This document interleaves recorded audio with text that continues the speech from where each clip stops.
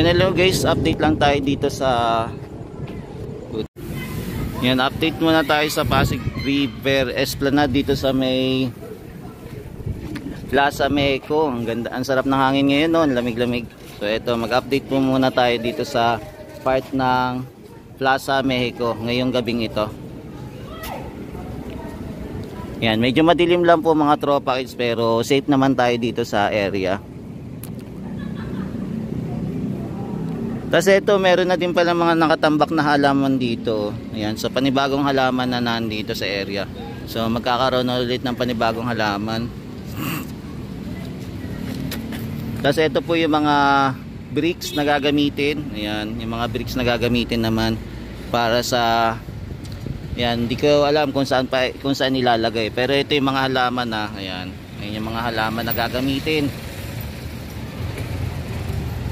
Yan, alamin natin kung saan to ilalagay itong mga halaman na to. Marami-rami to.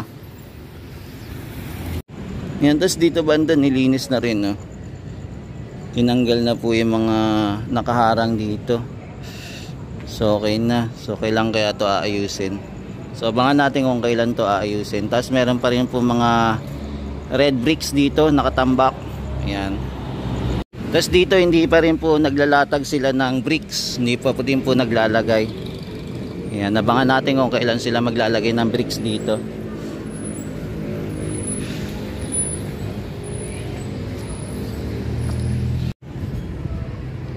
Yan, so madilim lang pag mag-update tayo dito sa Plaza Mexico, no? Kasi hindi natin masyadong makita. Kaya maganda talaga mag-update dito pagka umaga po.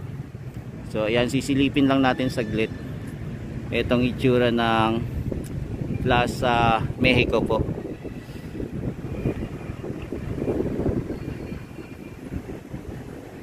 Yan, so ito yung tsura ng Plaza Mexico pagkagabi po. Yan, si kuya ba yan? Yan.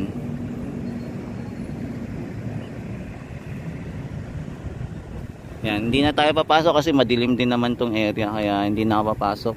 So hanggang dito na lang ako. Pupunta na lang po ako din naman sa kabila sa Maestranza.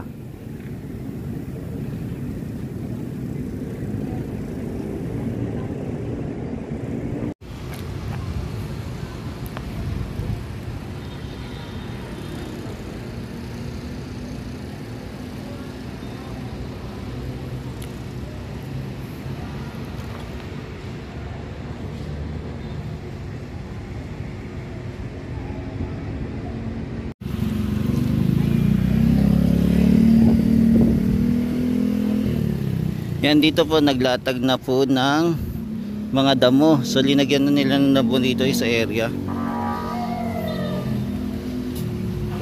Yan, may latag na po. So balikan na lang po natin na ito. Siguro mag vlog tayo ng umaga dito para malinaw. Pero may mga area pa po na walang damo dito sa plant box. Yan, mukhang bukas na naman yung mga ilaw dito. Mukhang magsisimula na naman silang gumawa dito sa Intendencia. Yan, mukhang binuksan na naman nila. Mukhang magtatrabaho na naman sila mga tropa kids. Sisimula na naman sila. So ito yung latest update natin ngayong January 4, 2025. So ito yung mga ganap ngayong gabing ito. Yan, sa gabi lang kasi ako nakakapag-vlog kasi meron pa tayong trabaho. Yan, so ito yung ganap pagkagabi po pagka pupunta tayo dito sa daanang ito. Hindi ko lang alam kung anong pangalan ng daanang ito. So itong daanan din pala to, ito ay Magallanes Drive.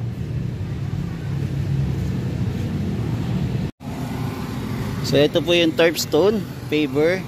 So ito pa rin po yung latag. Yan, medyo madilim lang po Sana nakikita nyo pa rin yung aking pag-vlog.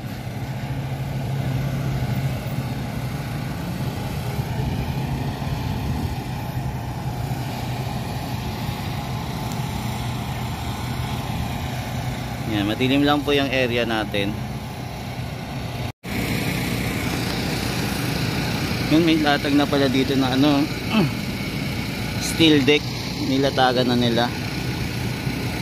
So unti-unti na nilang ano to gagawin, no. Tapos welding lang nila para pumantay. So ito na yung tsura. Hindi ko lang kasi makita ng malinaw kasi madilim na tayo pumunta tapos walang ilaw dito. Maganda sana kung merong ilaw para makikita natin na maayos itong ginagawa nila. So yung construction dito tuloy-tuloy pa rin. Tapos mapapansin din natin yun, no, naglalagay sila ng mga scaffolding dito sa area. So ito na yung kinalabasan. Medyo maluwag-luwag, di ba? Maluwag-luwag siya. So ito yung kaganapan ngayon sa Plaza Mexico. Ayan. So habang yung pilote binabaon nila, so dito dahil tapos na, naglalatag na sila ng steel deck para tuloy-tuloy yung paggawa. Habang maglalatag pa sila ng pilote, at least mabilis na yung paggawa nila, no. Konti na lang kembo tapos makakarating na hanggang dulo ng Port Santiago, di ba? Pinagsabay na pilote at saka paglalatag ng steel plate para magkaroon na ng precasting dito sa flooring. Yan, medyo madilim lang ang ating pag-vlog. So ito yung kaganapan ngayon sa Maestran sa Port Santiago. So balikan na lang natin to bukas, no, para at least mas malinaw pagka umaga, mas makikita natin kung ano kaganapan dito. So nag-vlog tayo gabi na. So ito yung pangyayari ngayon. So meron pa rin mga trabahador na gumagawa dito sa Maestranza po.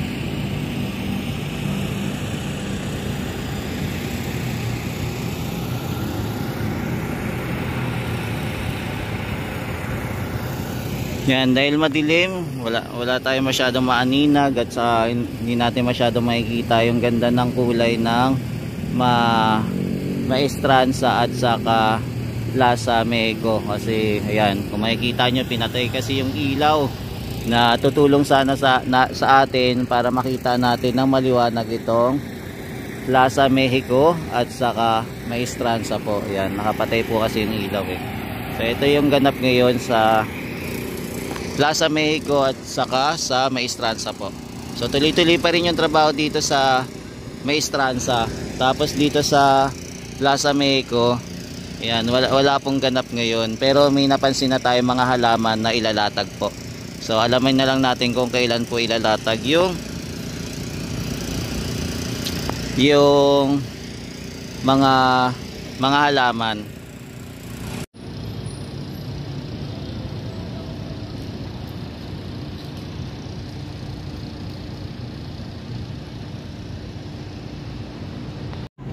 Yan, pasok naman po tayo dito sa loob ng Pasig River Esplanade naman po after na pumunta tayo sa Maestranza at saka sa Mexico Plaza.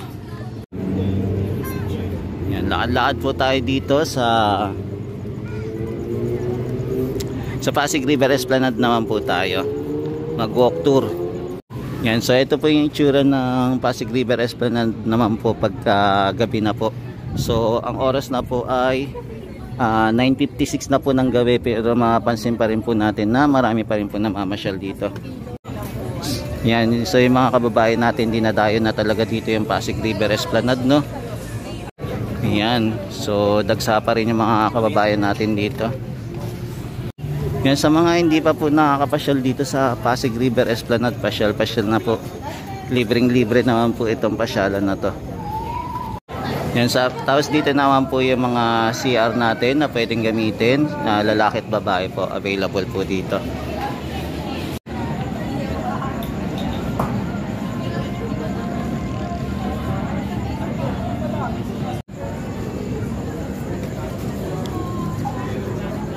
Yan, ganito kaganda po yung Pasig River Esplanade kung sakaling pupunta po kayo dito.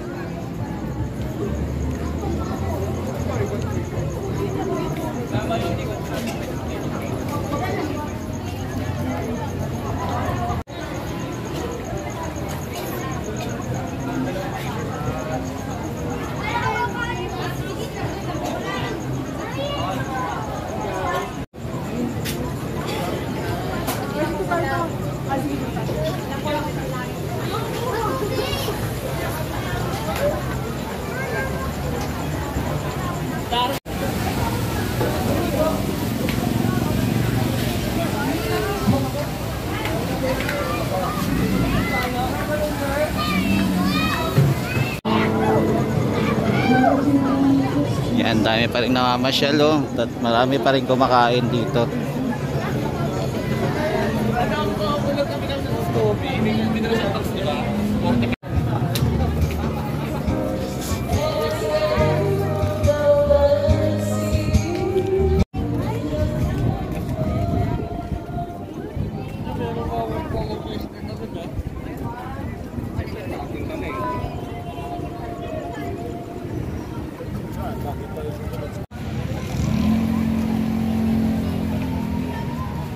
Yan, tapos ito naman po yung Christmas tree ng Pasig River Esplanade po. Yan, punta naman po tayo sa A and B ng Pasig River Esplanade naman po. So doon na po natin tatapusin ang ating pagbibideo. Tapos dito may project pa rin po ginagawa. May inaayos po sila dito. Ayan, sana maayos po. At matapos po nila agad para pwede na din po ito madaanan. Ngayon, may napansin din po tayo mga sira dito, no? Sirang balaster at saka po sirang poste ng ilaw dito sa Jones Bridge na sana maayos din po, no? Ayan, katulad niyan may mga kulang-kulang na. Ayan, di ba? Sana maalagaan po ito, no? Kasi magandang pasyalan ito eh. Kaya dapat mapondahan po talaga. Yan, nandito na po tayo sa ANB naman po ng Pasig River Esplanade. Yan, sa mga kababayan natin hindi pa nakakapunta, pasyal-pasyal lang po. Kasi masarap mamasyal po ngayon. Lalo na po ngayon June, medyo malamig-lamig. Ay, ngayon, lalo na po ngayon January, malamig-lamig po ang panahon dito sa Pasig River Esplanade po. Yan, lakad-lakad muna tayo dito mga guys. So sa mga gustong pumunta dito, pasyal-pasyal lang po, libreng-libre naman po itong pasyalan. At open naman po to 24 hours itong pasyalan na to sa Pasig River Esplanade po. Sure na sure mag-i-enjoy po kayo dito pagka namasyal po kayo dito. Lalo na po yung mga kabataan, maging ang mga kids po, mag-i-enjoy po dito pag namasyal po kayo dito sa Pasig River Esplanade. Yan, dito po malinis na rin po, wala na po mga vendor na nagtitinda po dito. Yan, so maluwag-luwag na po, pwede na pong gawing mga parking po itong mga area na to. Yan, so ganito na po kaganda yung Pasig River Esplanade na dati kung namamasyal tayo, ang dami pong vendor. Tapos yung mga kalat saan-saan po tinatapon-tapon. Pero ngayon at least nabawasan po yung mga kalat dito sa Pasig River Esplanade kasi napupuno po yung mga basura dito eh pagka naglalakad-lakad tayo. Tapos saan-saan po yan nakalagay, lalo na po yung mga cup ng fishbowl, mga ganun po. Yan mga guys, ito muna yung latest update natin dito sa Pasig River Esplanade. Yan, maraming salamat po ulit sa pagsama niyo po sa akin kay JR Doria TV. Ayan, ingat-ingat po kayo lagi at pagpalain po kayo na may kapal. God bless po sa inyong lahat. Sa muling pagkikita po.